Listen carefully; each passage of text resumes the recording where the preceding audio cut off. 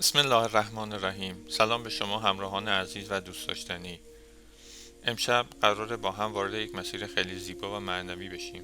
مسیری که هر شبش یک فرصت خاص برای نزدیکتر شدن به خدا. اگر دوست دارید این ماه رمضان رو متفاوت تجربه کنید، این ویدیو رو حتما تا آخر ببینید، چون قراره نمازهایی رو با هم مرور کنیم که هر کدومش ثواب و اثر فوق‌العاده‌ای دارن. این نمازها بر اساس کتاب زادالمعاد مرحوم علامه مجلسی جمع‌آوری شده. قبل از شروع یک خواهش مهم دارم. اگر این نوع محتوا براتون مفیده، حتما ویدیو رو لایک کنید، نظرتون رو برامون بنویسید و کانال رو دنبال کنید. با این کار شما هم در نشر معارف اسلامی شریک میشید و کمک میکنید این مطالب به دست افراد بیشتری برسه.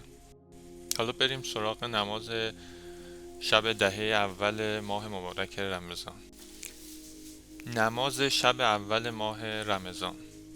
حضرت علی علیه السلام درباره ثواب این نماز فرمودند: کسی که این نماز را بخواند، خدای تعالی عطا کند به او ثواب راستگویان و شهدا و تمام گناهان او را بیامرزد و روز قیامت از رستگاران باشد.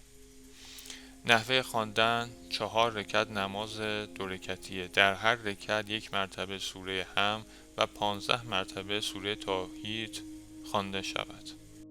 نماز شب سوم ماه مبارک رمضان. حضرت علی علیه السلام در مورد فضیلت این نماز فرمودند: هر کس این نماز را بخواند، ندا داده می شود در قیامت به او که او آزاد شده خداست از آتش. نحوه خواندن نماز شب سوم: 2 رکعت هست. در هر رکعت بعد از سوره هم 50 مرتبه سوره توحید خوانده شود. نماز شب چهارم ماه مبارک رمضان.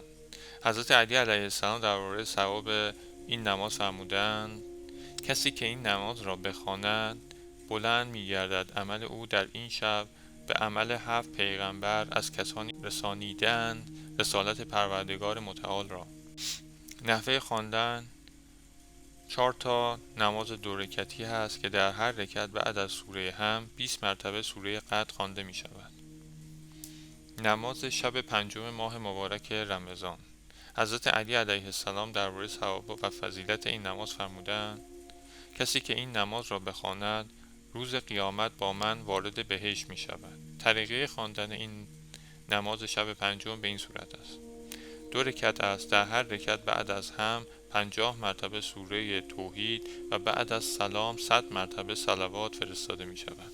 نماز شب ششم ماه مبارک رمضان که حضرت علی علیه السلام درباره ثواب و فضیلت این نماز فرمودند: کسی که این نماز را بخواند، مثل آن است که مصادف با شب قدر شده باشد.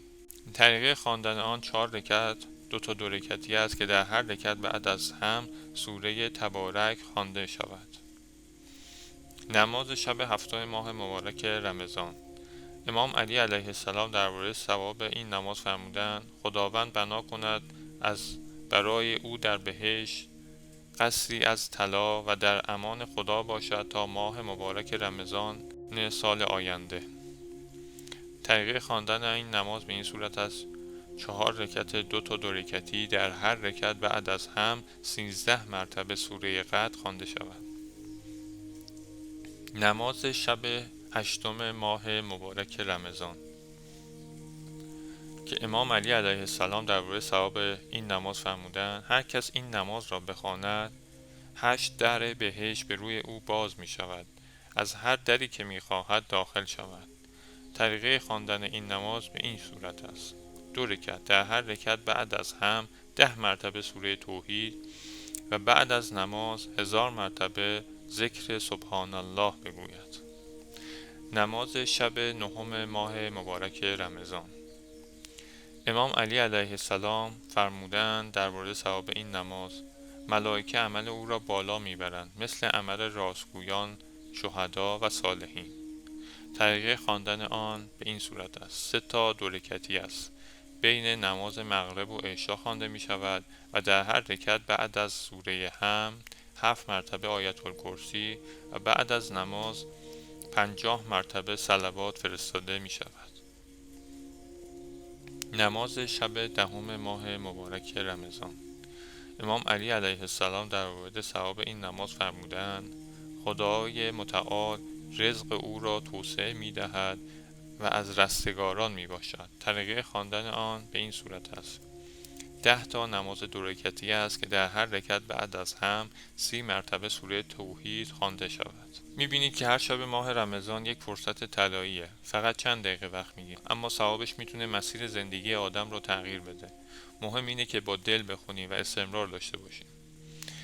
در پایان خواهش میکنم اگر این ویدیو براتون مفید بود حتما لایک کنید، نظرتون رو برامون بنویسید و کانال رو حتما دنبال کنید. با این کار شما هم در ثواب نشر این معارف شریک میشوید و کمک میکنید که این ویدیو به دست افراد بیشتری برسه. التماس دعا یا علی مدد.